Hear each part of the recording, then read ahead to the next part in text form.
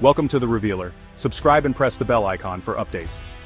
Today is July 21st, 2025, and the world is, as usual, completely obsessed with football. From the moment you wake up, it's everywhere. On TV, in the streets, in the conversations you overhear at the coffee shop.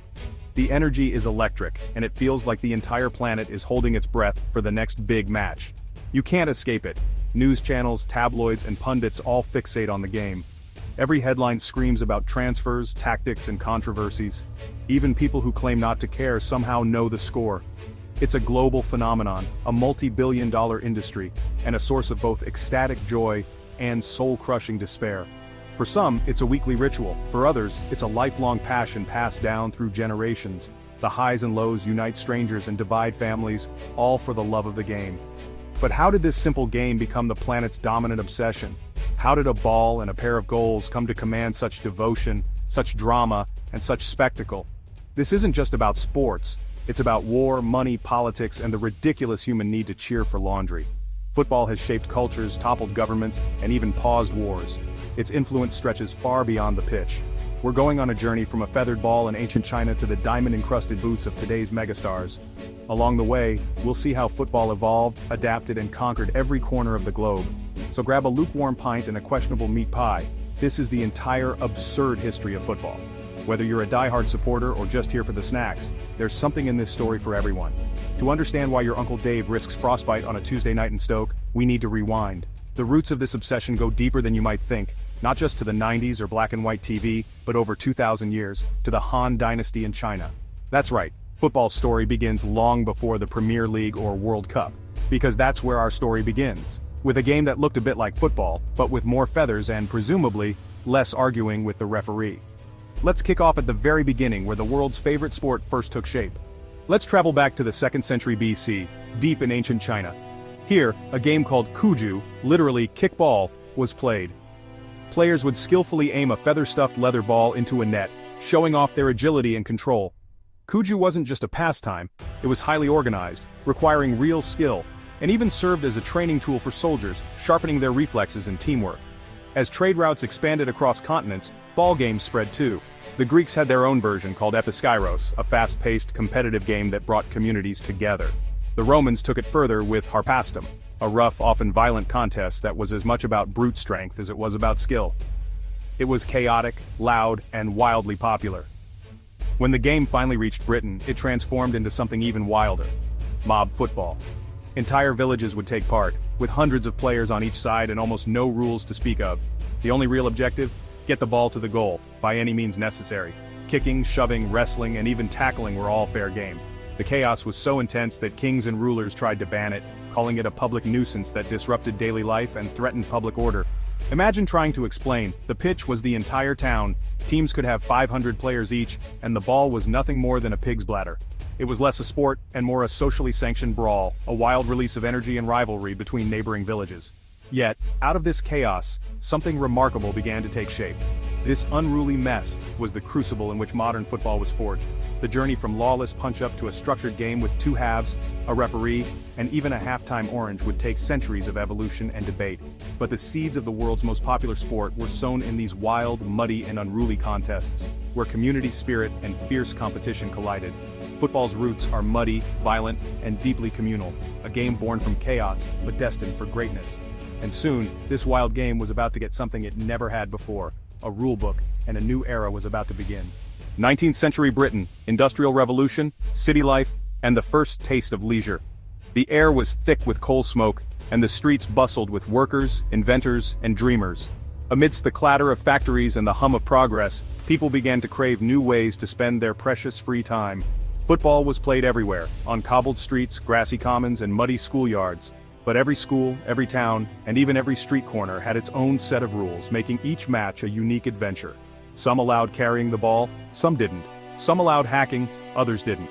In some places you could pick up the ball and run, while in others, that would spark a heated argument. Matches often began with long, passionate arguments over which rules to use. Players would gather, voices raised, each side defending their own traditions. In 1863, representatives from London clubs met at the Freemasons' Tavern to unify the rules. It was a smoky, crowded room filled with ambition and stubbornness. The Football Association was born, and with it, the modern game. For the first time, there was hope for a single, unified set of rules.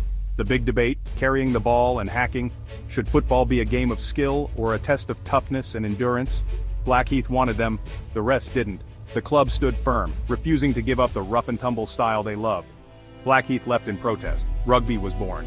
The split created two sports, each with its own passionate following. The rest published the first official rulebook. No more running with the ball in your hands, no more shin kicking. The rules brought order and fairness, making the game safer and more enjoyable. Football became a game of skill, not just brute force. Players began to focus on passing, dribbling, and teamwork, transforming the sport into something truly beautiful. The FA Cup followed, open to all clubs, igniting public imagination. Suddenly anyone could dream of glory, from factory workers to schoolboys. Factory teams beat gentlemen amateurs. Football became a working-class passion. The sport united communities, bringing people together across class lines. The pub meeting did more than write rules. It gave the world its favorite sport. In those smoky rooms, football's future was forged, and its spirit of camaraderie was born. And it all started because a few blokes wanted to stop getting their shins kicked. Their desire for a fairer, safer game changed history. The beautiful game was finally taking shape, ready to capture hearts and inspire generations around the world. By the early 20th century, football was a British export, spreading rapidly worldwide. Clubs sprang up in Argentina, Brazil, Italy, and beyond, often with English names. The sport's global growth demanded organization, but the English FA's leadership was challenged. In 1904, 7 European nations met in Paris to form FIFA, excluding England at first. FIFA's mission oversee the game globally and stage a world championship. It took 26 years, but in 1930 the first World Cup was held in Uruguay. Uruguay, Olympic champions, hosted and paid for teams' travel. Only 4 European nations made the trip. The final, Uruguay versus Argentina. They couldn't agree on a ball, so used one from each country for each half. Uruguay came from behind to win 4-2, becoming the first world champions. The World Cup proved a global football tournament was possible. Football was now a stage for national pride. The world had found its game, and the obsession only grew. World War II halted football. Leagues suspended, stadiums repurposed, players at war. When peace returned, so did football, offering hope and unity. The 1950 World Cup in Brazil ended in heartbreak for the hosts, but inspired a promise from a young boy, Pelé. At 17, Pelé burst onto the scene in 1958, dazzling the world with his skill and joy. He scored a hat trick in the semi-final and 2 in the final, leading Brazil to victory. Pelé became football's first global superstar and a symbol of hope. He won 3 World Cups, scored over 1,000 goals, and played with unmatched flair. His influence transcended sport. He was a hero in a world still grappling with racial inequality. Pelé's style made football beautiful, turning it into an art form. His impact was so great a civil war paused so people could watch him play. He was, simply, the king. Football had its first true icon. The world would never see the game the same way again. The age of the superstar had begun. As Pelé reigned, Europe was revolutionizing football. The European Cup, now Champions League, began in 1955, creating club dynasties like Real Madrid. In the 1970s, Dutch total football emerged. Fluid, dynamic, every player interchangeable. Ajax and Johan Cruyff led the charge, winning 3 straight European Cups. The Dutch national team wowed the world, even in defeat. Cruyff became the prototype European superstar. Cool, intelligent, outspoken. The era birthed the rock star footballer George Best, the 5th Beatle, lived as wildly as he played. Fame and football collided. Then came Maradona, a flawed genius from Buenos Aires. He led Napoli to miracles and defined the 1986 World Cup. Against England, he scored the infamous Hand of God and a solo goal for the ages. Maradona embodied both the divine and the diabolical. Football was now a global stage for artistry, controversy, and personality. The beautiful game had never been more dramatic. The 1990s brought a football revolution, on and off the pitch. FIFA's back pass rule forced teams to play faster, more technical football, but the real change was money. In 1992, England's top clubs formed the Premier League, striking a lucrative TV deal. Football became a premium product, slick marketing, superstar pundits, global reach. Clubs could now buy the world's best players, turning the Premier League into a talent magnet. Manchester United, led by Sir Alex Ferguson, built a dynasty of homegrown and foreign stars. The gap between rich clubs and the rest widened. The 1998 World Cup in France captured the era's spirit. Bigger, flashier, more commercial. New heroes emerged. Ronaldo Nazario and Zinedine Zidane, who led France to victory and became a symbol of multicultural pride. The 90s reshaped football into the global, money-drenched spectacle we know today. The game was faster, richer, and more international than ever. Football had become big business, and the world was watching. The new millennium sent football's finances into overdrive. Real Madrid's Galacticos policy turned the club into a collection of superstars: Figo, Zidane, Ronaldo, Beckham. Super clubs like Madrid, Barcelona, Manchester United, and Bayern Munich dominated, widening the gap with the rest. New rivalries and superstar managers emerged: Jose Mourinho, the master tactician and provocateur. Then came Messi and Ronaldo, two generational talents, polar opposites in style, locked in a decade-long duel.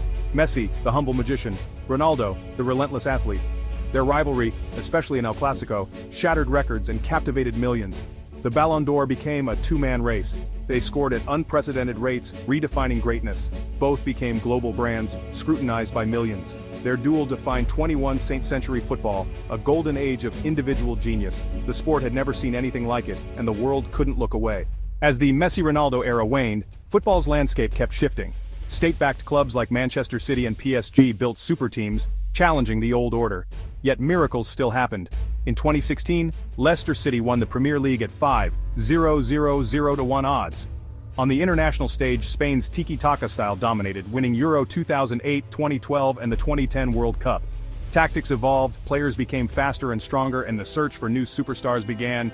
Enter Erling Haaland, Kylian Mbappe, and Jude Bellingham, young talents ready to define the next decade. Football is more global, wealthy, and popular than ever. The game that began with a feathered ball in ancient China is now a global colossus. It's a source of joy, heartbreak, and unscripted magic. Superstars, underdogs, tactical geniuses, and raw passion keep the story alive. The future is bright, with new stars and rivalries on the horizon.